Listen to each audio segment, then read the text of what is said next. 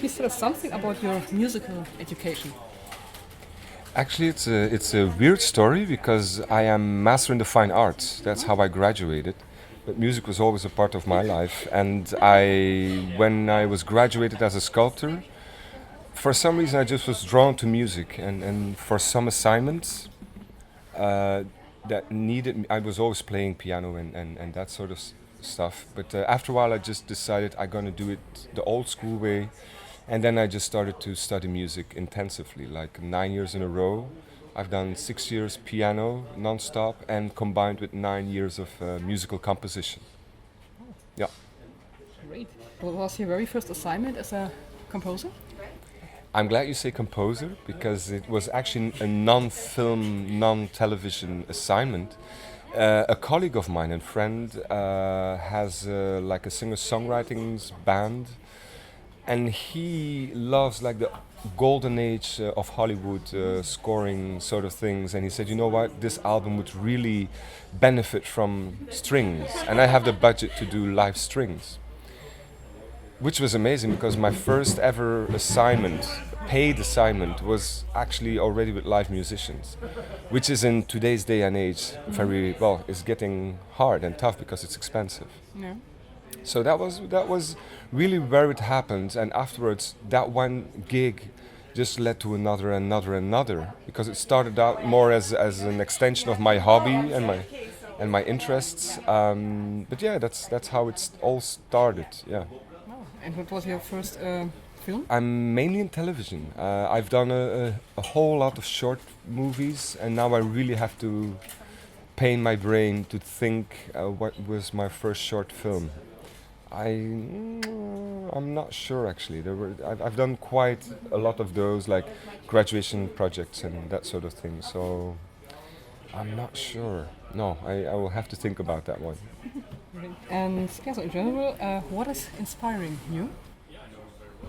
Well, I just did this seminar with Marco Beltrami, and I was very pleased to hear, because he's a huge name, and he was telling that he doesn't like to compose on scripts, and I totally agree. I don't like to start with the script because then I just make an own movie in my head, and it's not the movie that the director is making. So what does inspire me is just the images. The moment I see images, I hear music. That's as simple as that. What do you think is composing an art or a craft? I think, especially with film composing and television, I think mainly it's a craft. And from time to time, it just, with the right collaborators and the right project in the right time period, it becomes more than the sum of its parts, and then it could be considered art. I, I see myself as a creative person, not really as an artist. Otherwise, I think I would make like solo albums or something. But I always work in functionality of images. So it's always a television series or motion picture.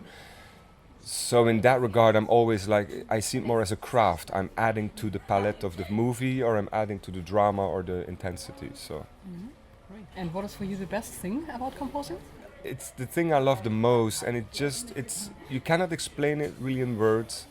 It's like a certain adrenaline kick you get when something that didn't have any music and you add your music, and it just becomes so much better if you do it right.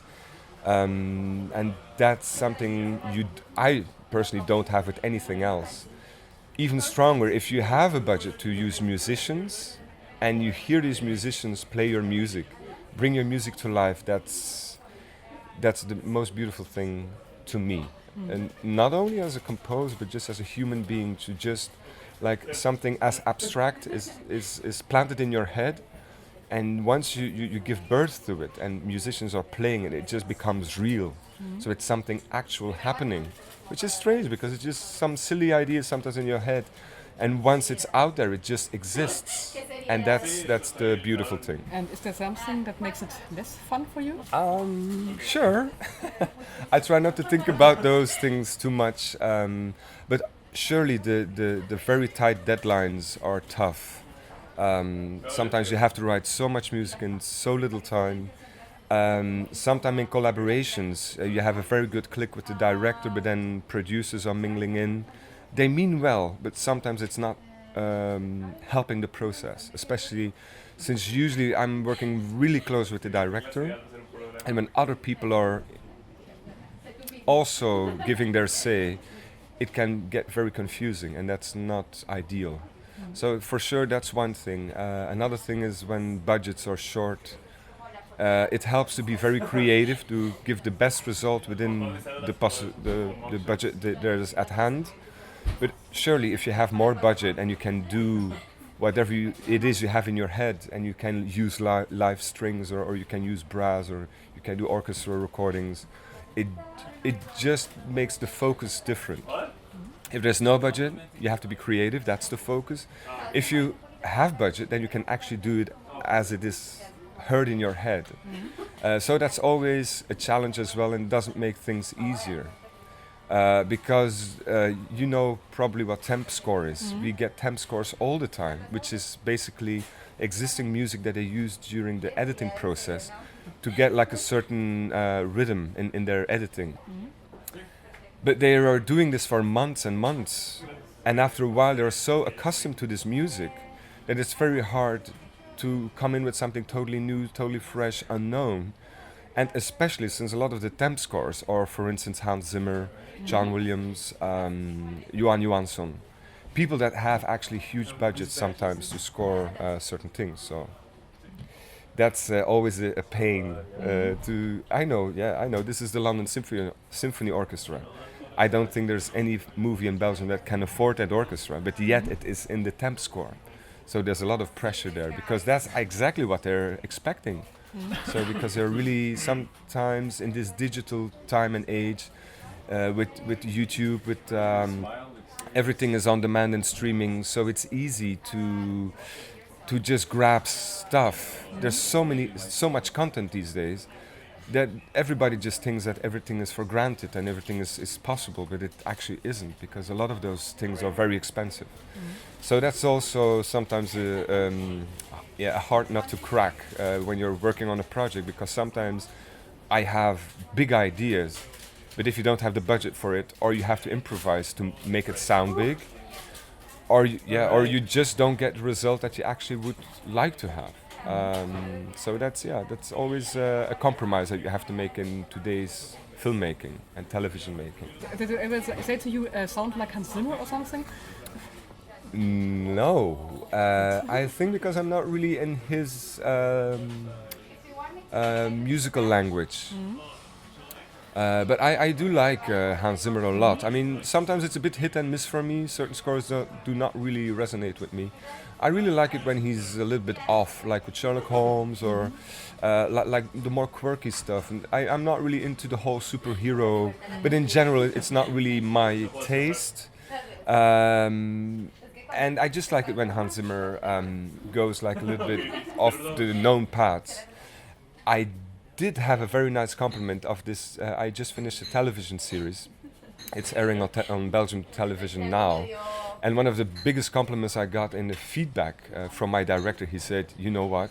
This scene, the music you composed for this scene, I'm sure Hans Zimmer would be proud of this one, because Hans Zimmer is one of the director's huge influences." And there was a sort of like Da Vinci Code quality to that theme I've written. But I mean, I never intended it to sound like Hans Zimmer, and it doesn't actually. If you would hear it, you will not really recognize the Zimmer signature. But I know what the directors were saying.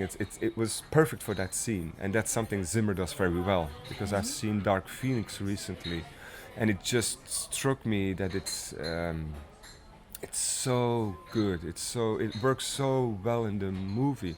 It's so functional, so effective. Be as it may, if you like the music or not, but it's practically always with Zimmer. It has an impact on the movie. It works. It works in the movie, even if you like it or not. And that's something. That's something I do like, not only with Hans Zimmer but with fellow composers. But if you get a compliment like that from your director, it's a good day. That's really a good day. You're also a musician. Which instruments do you play, and are you always ready to learn something new? Yes, well, piano is my instrument of trade because I play the violins, I play the brass on the keyboard. So the keyboard is my companion. And as I told you, I studied piano for 6 years at the conservatory, but I studied beforehand with private teachers. And it's my main instrument, but I like to explore with other sounds. Like I have, usually when I go on a trip, I bring an instrument back. Like when I went to Peru, and I just bought some Peruvian flutes, and I just make sound out of them. And I remember for a horror project I've used that Peruvian flute.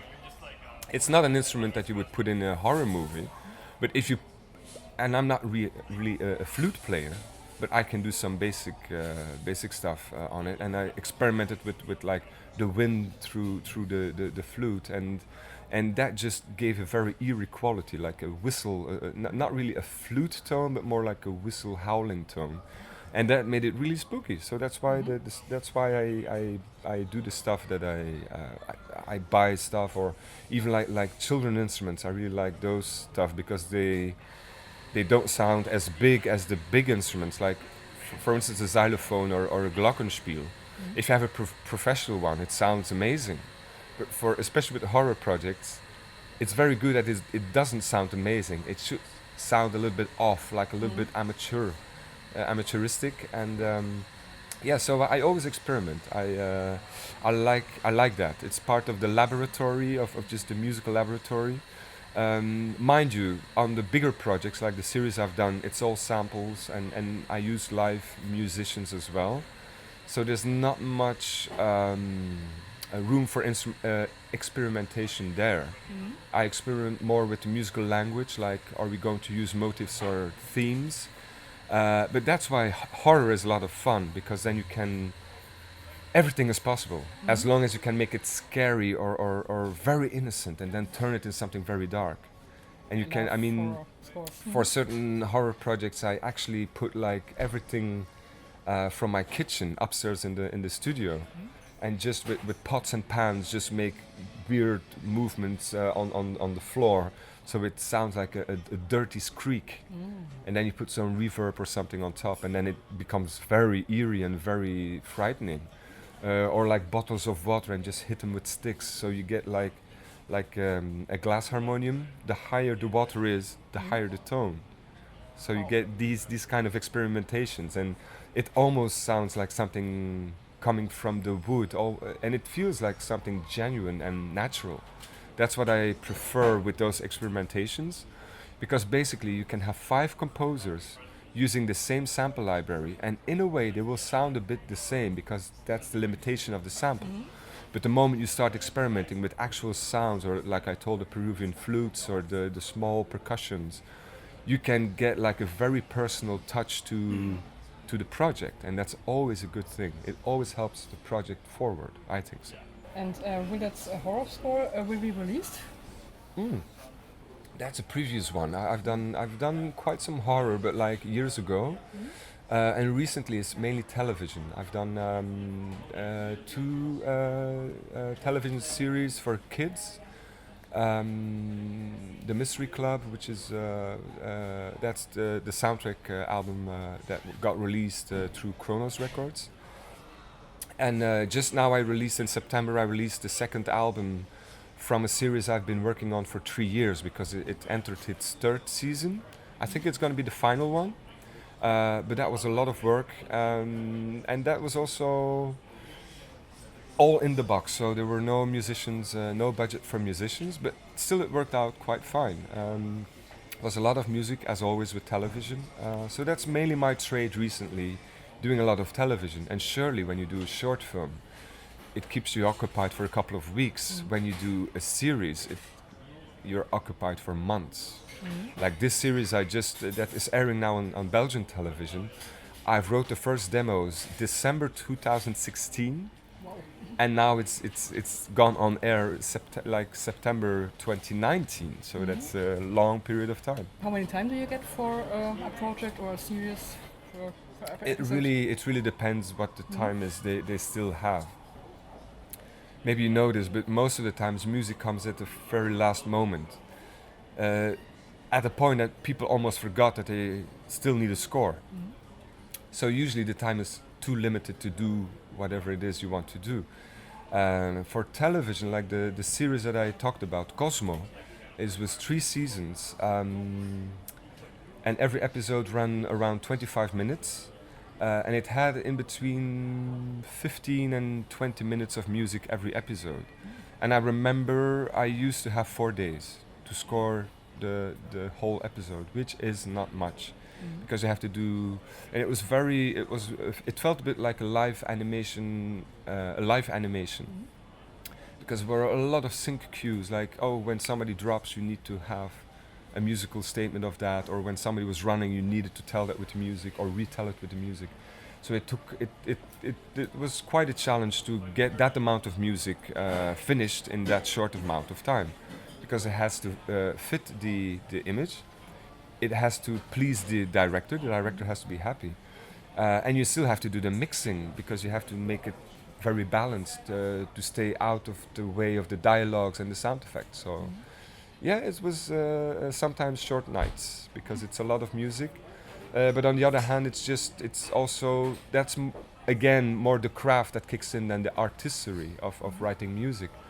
It's the craft of just getting it done and catching that deadline, which everybody likes. If a composer doesn't catches his deadline, sometimes you're in a lot of trouble, because it has to air, or they have to premiere, or whatever. So the music needs to be finished. I also read that you are orchestrating. What is the fascination for you to orchestrate? Is it important to you? Yes, I used to. I'm such a huge admirer of John Williams. Like, he's the maestro of movie maestros, and he's the kind of guy that just started out as a session musician on Bernard Herrmann scores, and so on, like the big golden and silver age composers. And he learned conducting. He learned orchestrating.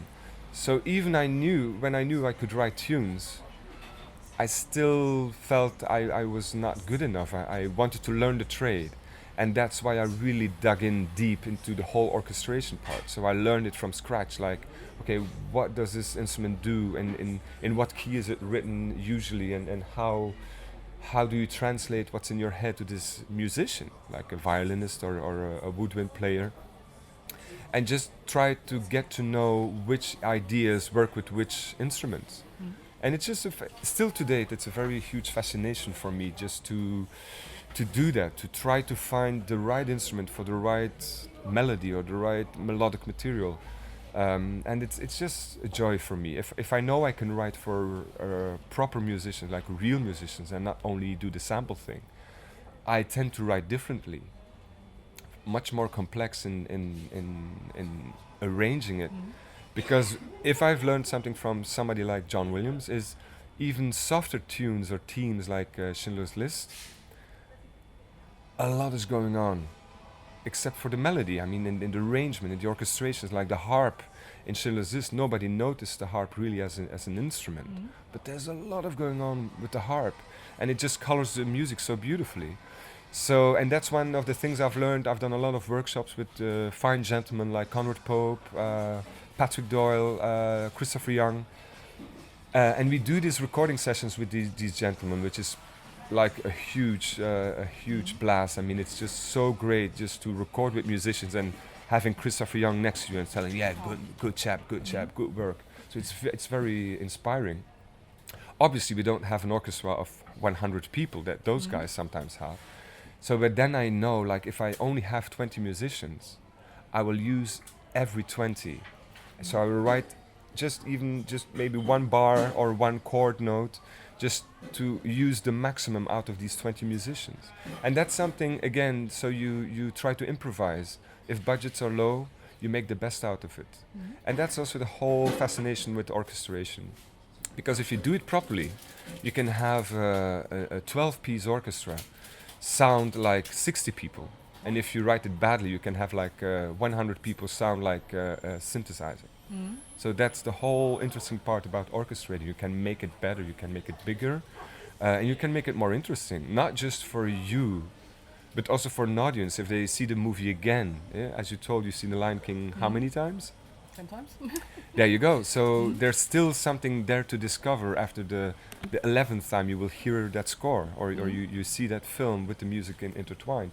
And it's also, I have a huge respect for musicians. So I always want to give them something. I want to give them something to work for, you know? Learning an instrument is very hard. I've done it with the piano. But like all the musicians, learning their trade is a very hard thing to do.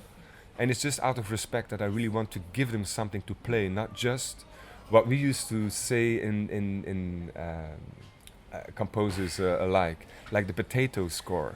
A potato meaning it are dots on the paper, like the whole notes, whole bar notes. It's like bing.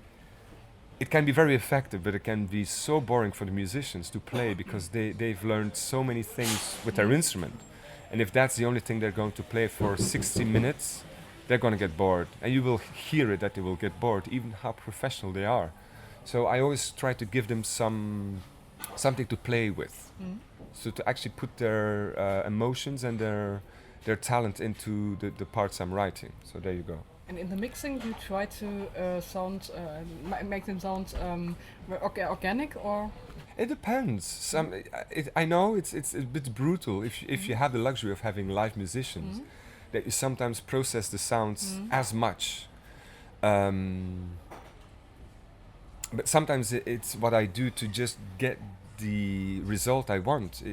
It's always about a certain.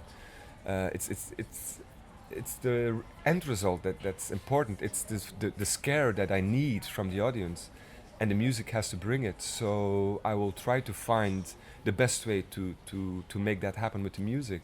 And if that means I have to record a beautiful violin, but like decompose it and make it dirty, sound very dirty, that the musician would say, "Ooh, that's something I don't like." Especially classical musicians are a little bit more conservative, so they will be a little bit worried about what it is that I do afterwards with these recordings. But it's the end result that counts, and it's basically making your director satisfied and make him happy or her happy. That's my main objective, and I want to support the movie or the series I'm working on as good as I can. I remember for one of the television projects, I wanted like an ostinato. Every time the magic happens, you hear this violin, and it just plays the same motive over and over again, like a sort of a spell, like a witch spell, like I'm putting a spell on you. And this is what that violin thing did. But she played it so beautifully that at some points it was too beautifully. It was too romantic. It was too bright.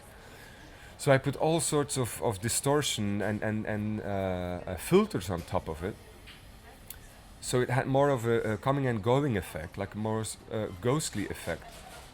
And that just made it more magical. It wasn't magical in a way that it was beautiful. It was magical in a way that it was just really feeling, it started to feel like putting a spell on somebody. And it was exactly what we needed. And throughout the series, every time you see this green light, you feel this violin coming in and fading out. But with all the echoes and stuff, it just became bigger. And you start to forget that it's actually a violin playing. You hear that sound and you say, oh, something magical is going to happen because I hear it. Not maybe in a conscious way, but in the subtext. You feel it. And that's one of the nice things. If people feel the music, that's a gift. That's if that means I've done something right as a composer. I recently, or yesterday, listened to Kattenoog. I hope I spelled it right. Yes, very well. The thing I was talking about, the green lights, that was from that show. Yeah. It's just beautiful music. A lot of elements, melodic, creepy atmosphere, and so many more. I think the work on the music was a lot of fun. Right? It was.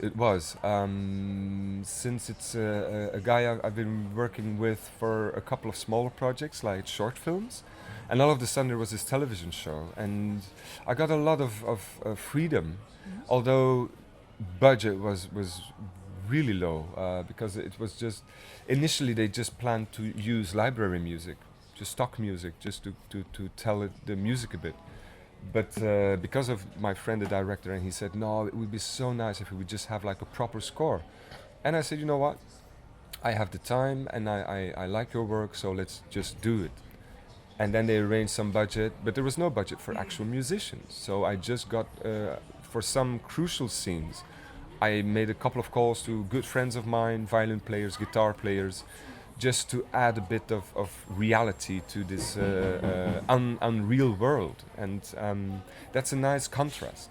Because if you do everything with samples all the time, not only for the composer, but I think in the subtext for the audience as well, it starts to feel a bit ran out after a while because it's the same tone all the time. Mm-hmm. And since there is a lot of music in television, and there's a lot of television, I think you have to keep it fresh from time to time. And that is where, when I ask solo musicians in for a session, that's where magic happens. That's where you make it fresh again. And then if you have silence and then you bring back the synth pads, it feels like a second breath, so it works. In my mind, it works. So, but it was great fun. I mean, what didn't it have? It had mummies, it had witches, it had burning witches, it had vampires.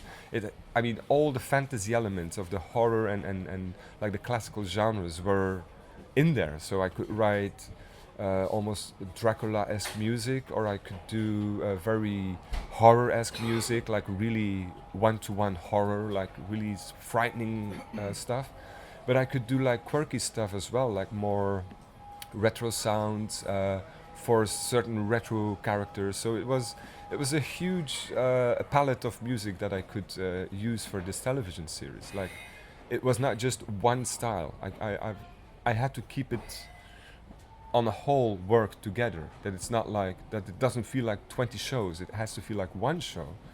But it was just fun to write a lot of music and just keep it fresh with different different styles a bit. I used the same themes, but I just tweaked them a bit with instruments, or just made them more modern or a little bit more old school. So that was always back and forth. And I got a total freedom to write whatever I did, and I got rarely comments. Also because the process was very tight and the director was always working, so he didn't have that much time to guide me. Mm-hmm. So it was very convenient that we knew each other from before, because then I knew, this is a sort of scene this guy would like this sort of music for.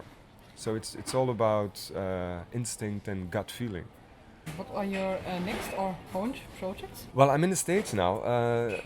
Moving on with the television thing, I have a couple of things I cannot talk about yet, but you feel I'm upping my game because now I have to really pitch for every assignment, and that's what really happens with the when you move forward in the business. You just have to pitch. It's what happens. It gives it's the way the studios do these projects these days. So I've done a couple of pitches now. So it's a little bit. It's always a bit stressful because you always have. You did the work. I loved what I did, but you always have to wait and find out if you got the gig or you haven't. So it's a bit. It's tricky sometimes.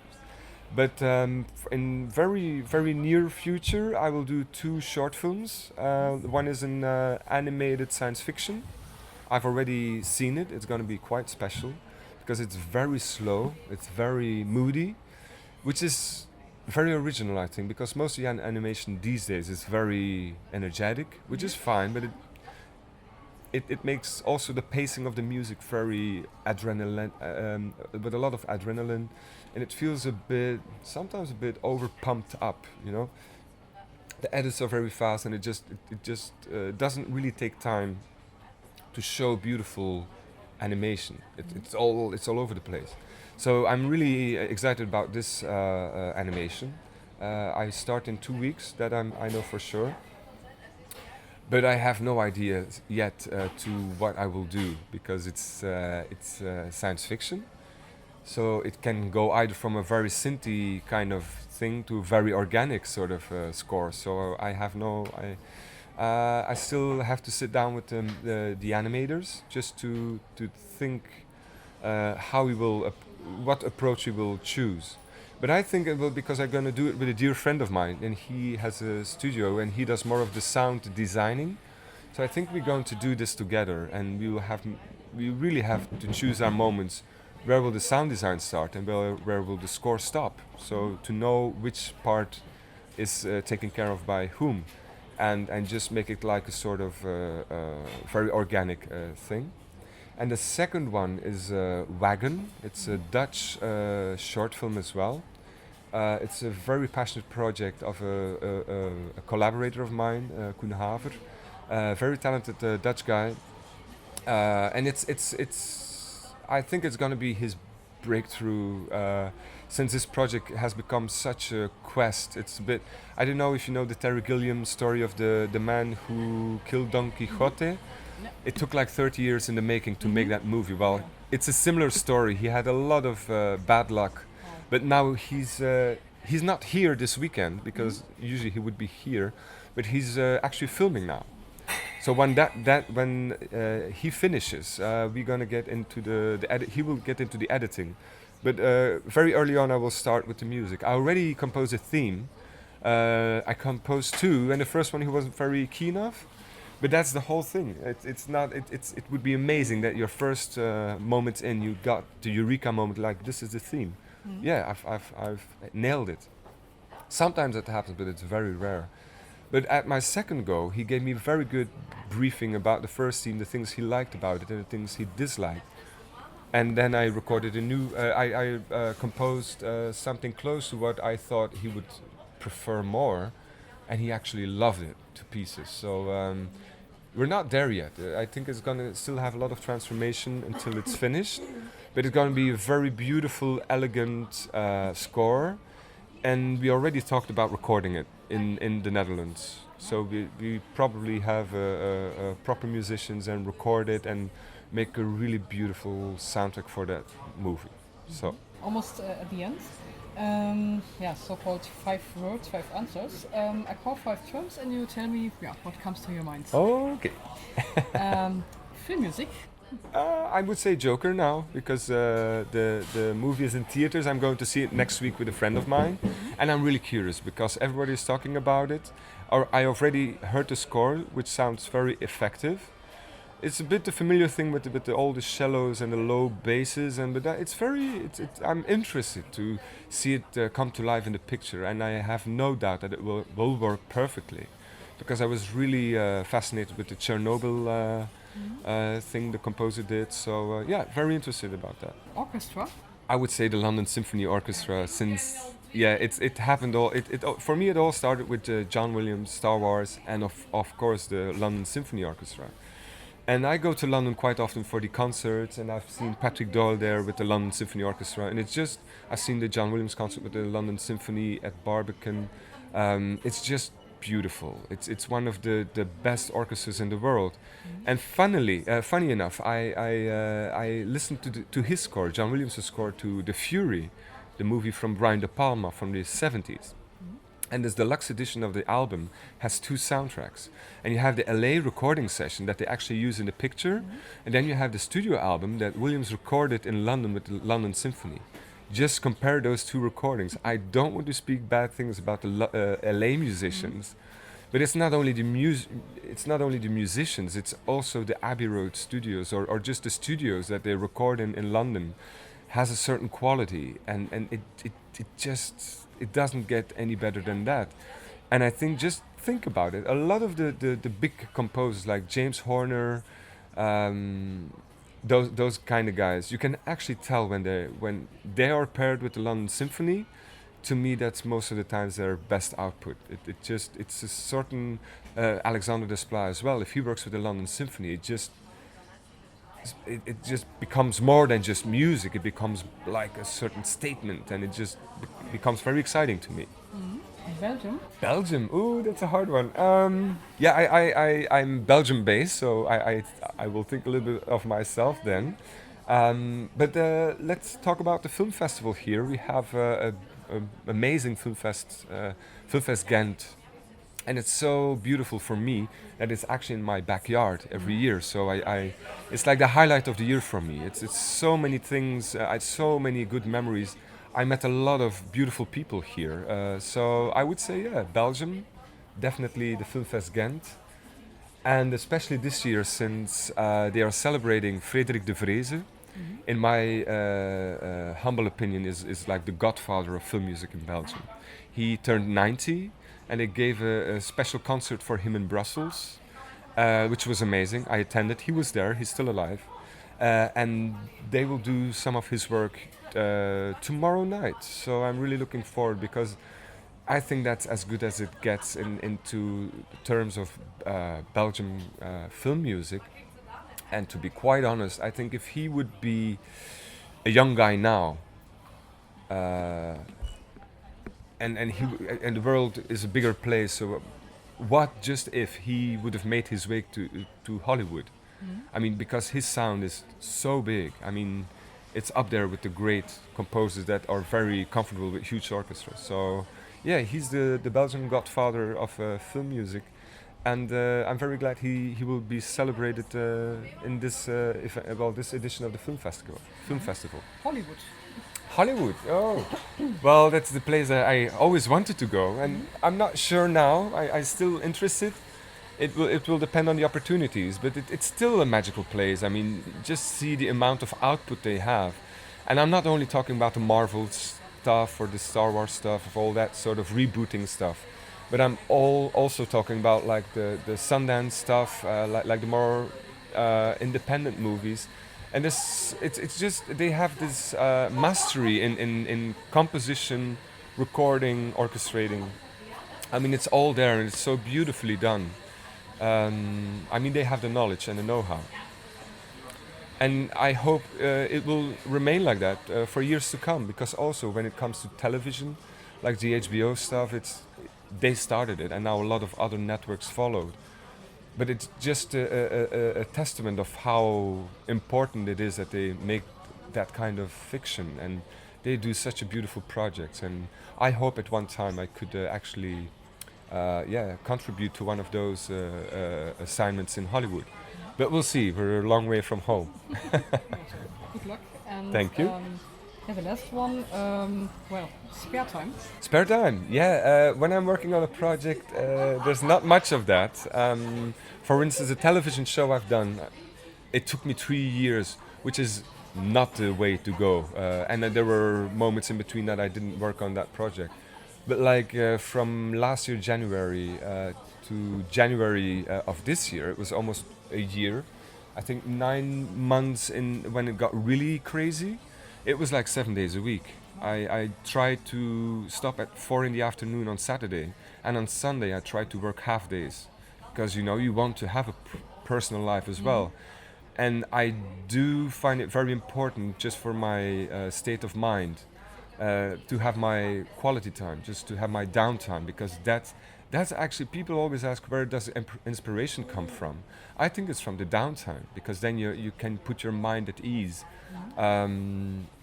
And that's really something that's important to me, and that's why I try to compose on a very strict regime. Like, I get out of bed almost every day the same time. I start in between 8 and 10 in the morning, and I finish around 6 and 10 in the evening.